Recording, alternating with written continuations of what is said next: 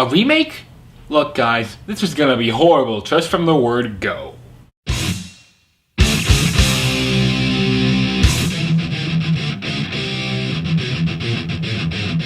Hey guys, I'm back. Today, I'm going to take a look at a 2014 movie that's still pretty new. That movie is RoboCop. Yes guys, I'm going to take a look at the brand new, recently released reboot of RoboCop. Now I would like to state, I am a huge fan of the original RoboCop. RoboCop 2 and 3, not so much. But I would happily rank the original RoboCop way up there with my favorite sci-fi films, classic sci-fi films, with others such as Star Trek II, The Wrath of Khan, Spaceballs, Death Race 2000. I did like the new trilogy though. Just films like those. The original was great. Now the remake. I watched a trailer for it and it did seem interesting. However, it kinda wasn't in the end. The writing. Well, you guys, they changed actually a lot of things from the original to the new one. They changed his origin. They changed the bad guy. They changed, well, they did it on Omnicorp. They took a lot of the stuff that the original RoboCop had and they went, no, we can't have that. Why? This thing's rated PG-13. No, we can't have it as an R-rated film. No.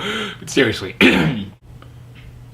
But really, the only thing in connection that we have with the original RoboCop is the fact that he is seriously injured and then he gets turned into a robot. Granted, in this one, it is not nearly as cool as what happened to him in the original RoboCop. Now, they did change even the characters around a bit. And, yeah, so you know what? I would also like to say that I have talked a lot about how Final Days of Planet Earth and this film have had pacing issues. I was surprised to learn that RoboCop, this film, had pacing issues. There were good action sequences, and we'll cover that in a minute, but we had tons of just, oh, okay, you're a robot now, and oh, okay, here's you training, and oh, okay, here's simulations. We didn't have, until near the end, a lot of him actually going out into Detroit and then shooting people. We did not have a lot of that. We had very little, and most of it was just him trying to accept that he's now become a robot.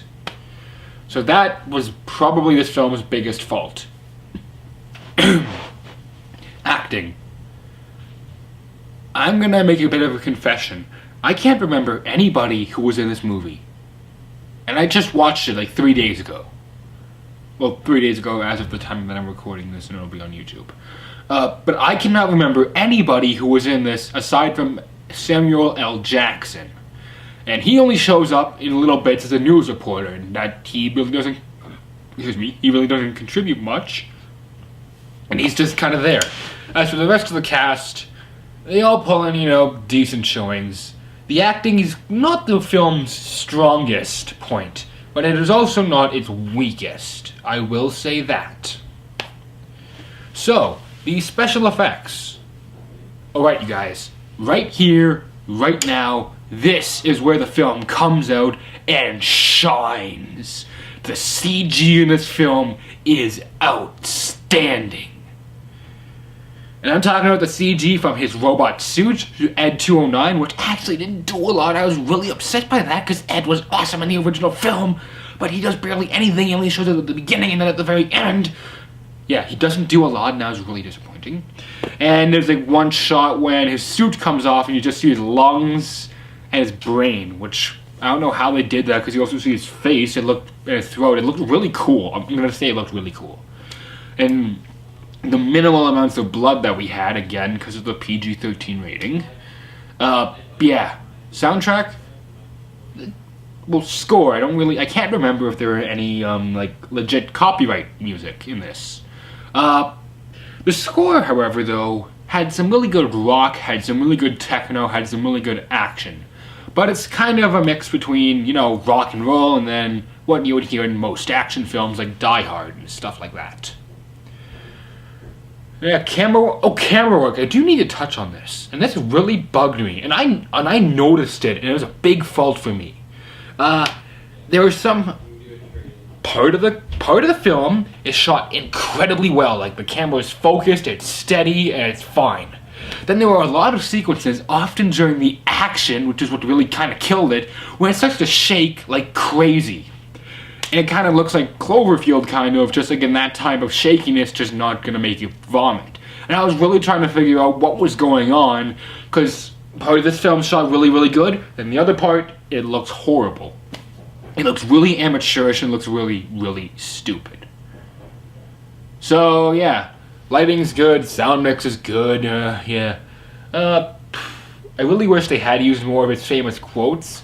Like, they don't even say dead or alive, you're coming with me, until like the last second, pretty much. Yeah. But that's beside the point. So when it comes down to it, can I recommend RoboCop? Not entirely.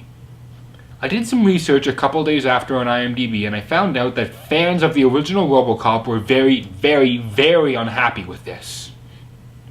And I can see why now after watching this and having seen the original. I completely understand. Anyhow, if you liked the originals and you really do not care about the film as long as it just has RoboCop coming in and shooting stuff up, then when this film comes out on DVD and Blu-ray, there's a bit of a chance I might actually get it then, but you know, that chance is kind of small. When it comes out, if you can rent it like at a local video store or even on Netflix if you have that, and it's really cheap, then go ahead and watch it. But if you just want to watch RoboCop shoot stuff, whether or not it's people or other robots, go watch it, but watch it when it's on demand or when you have a physical copy of it or you download it, because then you can just fast forward between all the other parts and just stick to RoboCop blasting people. Which those, mind you, those scenes with the CG and stuff looked great. But you know what, you guys? I was disappointed by this, and I haven't been disappointed by a movie in the theaters for a long time. So you know what, I'm probably gonna go do something. You know, I'm probably gonna have to go watch something just to kind of clear up from this. Oh, I know! I also just got a new Blu-ray recently for free, and I'm gonna go watch that. Chances are my next review will be of that movie. As for what it is, I'm not telling you. So, until next time, this is the Media Raptor saying keep cool, and I will see you guys around.